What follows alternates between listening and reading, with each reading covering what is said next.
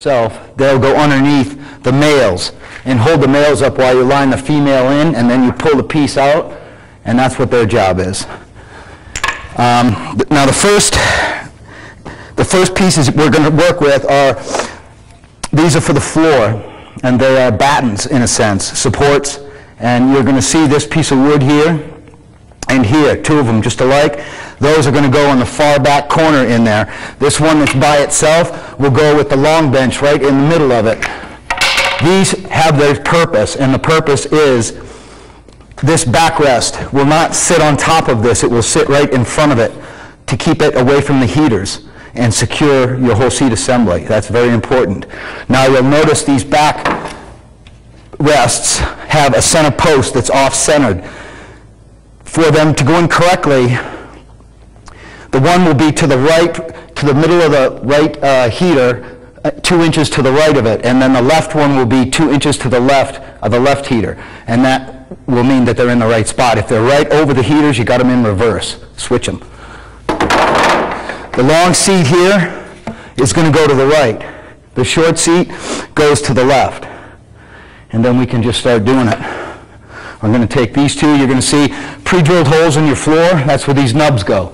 This part of your seat support as well. There's going to be 2 pre-drilled holes underneath each window on the left and right side of your sauna. And the piece of wood looks like this, 2 identicals. Now you're just going to put them in your little designated holes. And a screw gun is a good tool to have when you're doing this. There's a lot of screwing inside the seat assembly.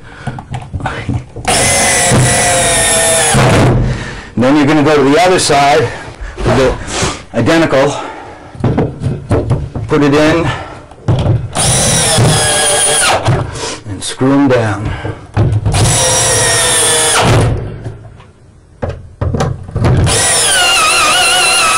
Okay, now the next part of your seat assembly are these floor battens. And you're going to notice the elongated piece of wood, those go to the back for the bench support. And one will be facing to the left side of the sauna, and one will be facing to the right side of the sauna. And again, in your screw package, you're going to see screws that are a little thicker than the rest of them. Those are for your wall and your seat supports. Those are the recommended screws. You'll notice them, they're just fat, that's all.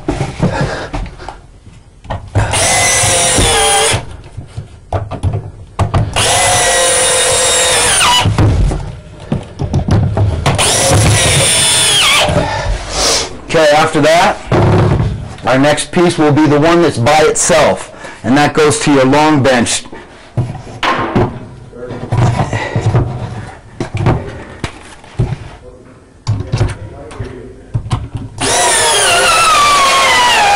Oh boy.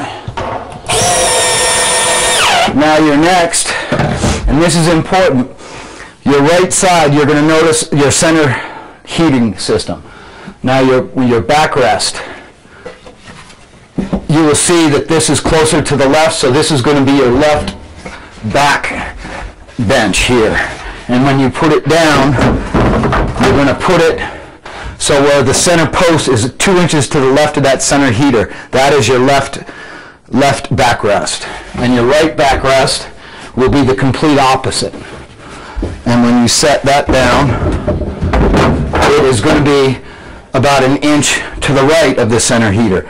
You've got it right. Now your next is you're going to be your long bench. We'll go in next. And that does not get screwed down. It just gets laid there and goes up against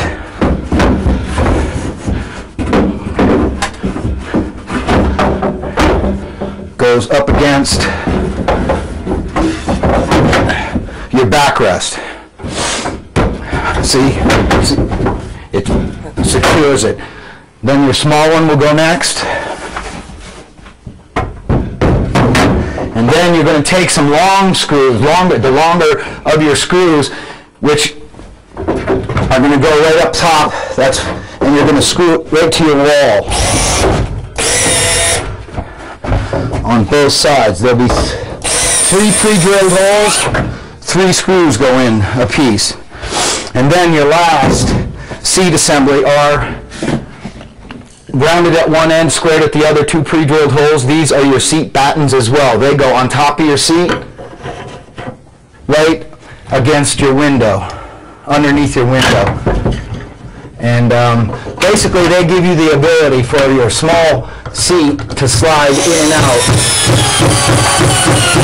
if you choose to get away from your heaters. This small bench has the ability, after these are attached to the wall,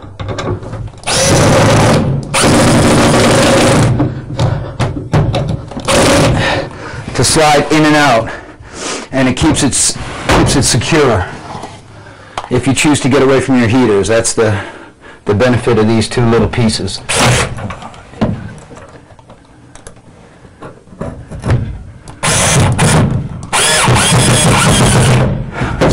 Just like that. And your seat assembly is completed. Now you have accessories. And your accessories are going to be a cup holder. And this cup holder looks like such. And it's a corner piece. And you have 3 choices to where you want this thing to go. That's completely up to you. Now there's a towel rack. And I believe that is designed for the inside of the window as a privacy issue, and and basically that's that, Plus the inside of the window makes it easier to stuff the towel down inside there. And then you've got an ionizer. Now this thing, you're going to see a black plug coming out near your radio, and that plugs in. There's going to be double sticky tape there, and you stick it right to the side and you plug it in, and your on and off switch is on the left. And then there's going to be a cover for the ionizer, and it looks like a lobster trap, like so. And you put that over it, boom, screw it right to your wall, and you're good to go there. And then you have a magazine rack. And I do believe this is designed for the interior of the door below, right like that. But again, the towel rack, the magazine rack, the cup holder, it's totally up to your personal preference on where you want to put it. And then we've got our door handles, and there's 2 of them. The ones with the pre-drilled holes is your inside door handle.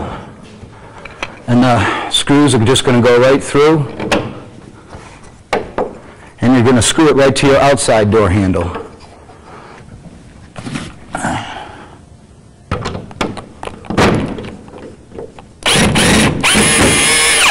Just like so.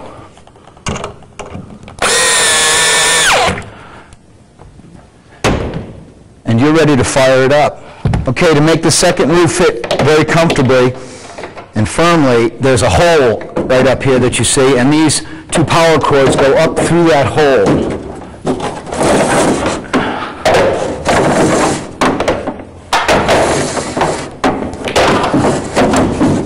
And then your